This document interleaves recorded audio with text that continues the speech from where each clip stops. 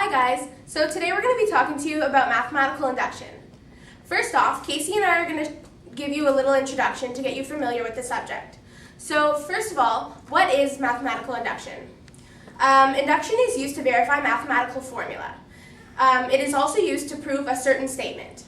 So the trick to induction is think of it as if it were a staircase. Each step is getting to the next number in a series. If you can walk up the first step, you really should be able to get to the next. And that would be proving the formula that you are given. The mathematical aspect of the problem is not as simple as walking upstairs. But if you can understand the concept of the problem, the actual problem shouldn't be too difficult to understand. We have to prove that the statement is true, and to do this we have to prove that n could equal 1. If that works, then you know that n could equal k, because k could be anything. The next step after that would be to prove that n could equal k plus 1, because that would be the next step in our staircase. The equation that we have to do this is as follows. Sum of the first k terms plus the k plus first term, which should equal the sum of the first k plus 1 terms. Now, to demonstrate this, we have an example. It's a very simple example. You're not going to get anything this easy. K equals 4, okay? So the sum of the first k terms, that's 1 plus 2 plus 3 plus 4, which we know equals 10. Okay, now the k plus first term, that's 4 plus 1, that's 5. The total of this is 15, okay? Now the sum of the first k plus 1 terms, which we know is 5, so we have 1 plus 2 plus 3 plus 4 plus 5. That equals 15. So it works, and that's your formula. This might seem a little unclear to you right now, but don't worry, after we go more in depth with the examples, it'll be a little more clear for you. We're going to start you off with an easy example.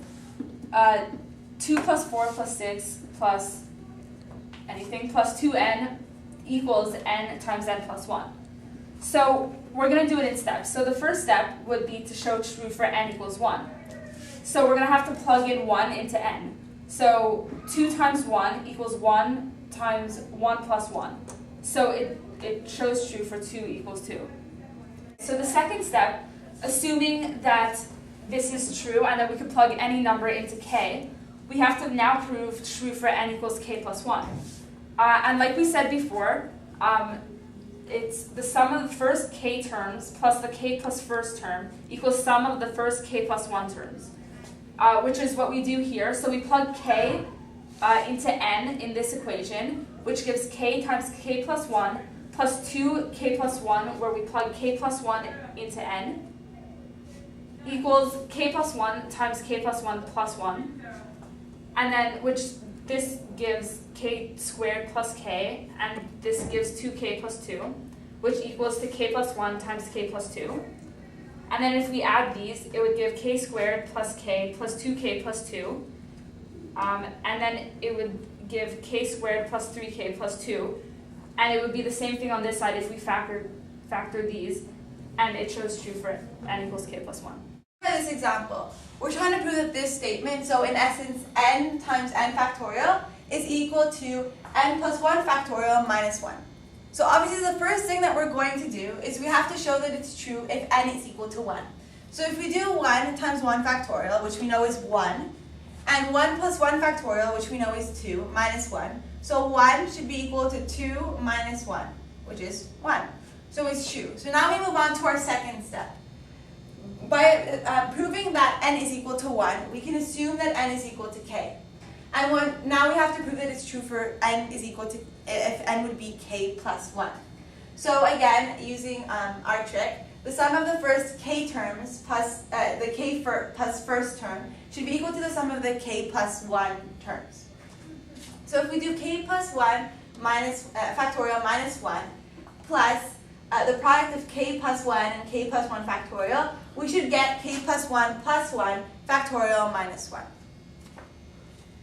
So what we do is, to try to understand this, we have to think a little bit.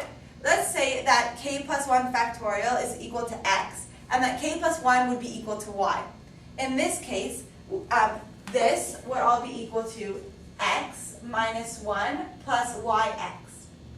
So we could if we would change these around, we'd get x plus yx minus 1. And then we could factor out the x and get x times 1 plus y minus 1, which would give us, if we plugged our expressions back in, we would get k plus 1 factorial times 1 plus k plus 1 minus 1.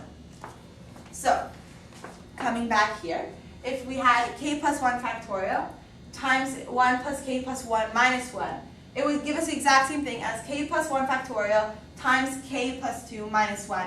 And we all know that this together comes up to k plus 2 factorial. So we get k plus 2 factorial minus 1, which is equal to k plus 2 factorial minus 1. So we've proved that this statement is true.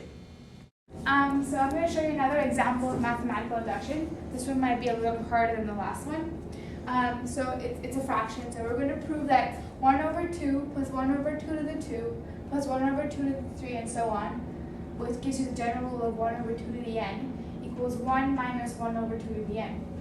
So to prove this, firstly, we have to show true for n equals 1. And whenever you do mathematical induction, you have to write this step, show true for n equals 1. And so we have to see if 1 over 2 to the 1 equals 1 minus 1 over 2 to the 1. And of course, it does, because when you do 1 minus half, it's a half. So it's a half equals a half. So it works for n equals 1.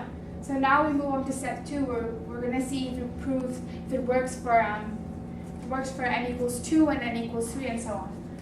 So if it works, so assume true for n equals k. So you just replace n with k. And then you have to see if it works for n equals k plus 1. So let's say for this, in this case, k was 1. So k plus 1 is 2. So we have to see if it works for n equals 2, n equals 3, and the rest of the numbers in the sequence. And so we do this by doing the sum of the first k terms plus the k plus first term equals the sum of the first k plus 1 terms. And what this means is if it works for a k, whatever number that is, it has to work for the next number in that sequence, and for generally all the numbers in the sequence.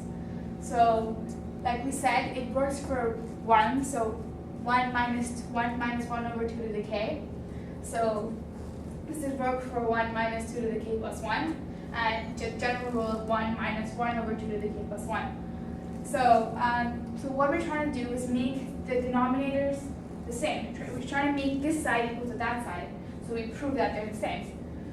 So what we do is try to get the denominators the same. So you're trying to make 2 to the k into 2 to the k plus 1. So what you do is you multiply this by 2, because like we all know, if you have a number with same base and you multiply them, the exponents add up. So 2 to the k times 2 to the 1 gives us 2 to the k plus 1.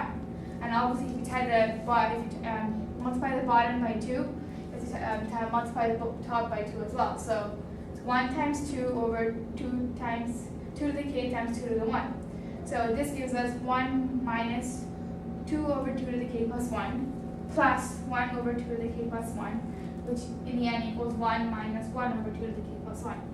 So, if you only look at this, 2 over 2 to the k plus 1 and 1 over 2 to the k plus 1, because they have the same denominator, you can just add them.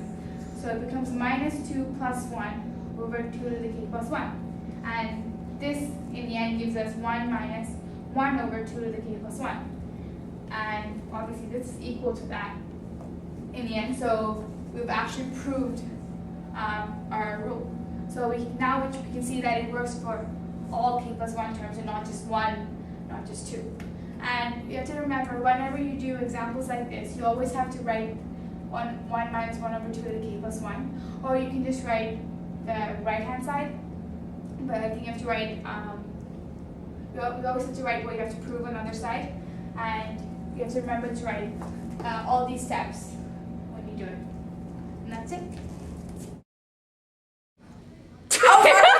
We want to prove that this, what is it called, this expression? You're gonna talk like that.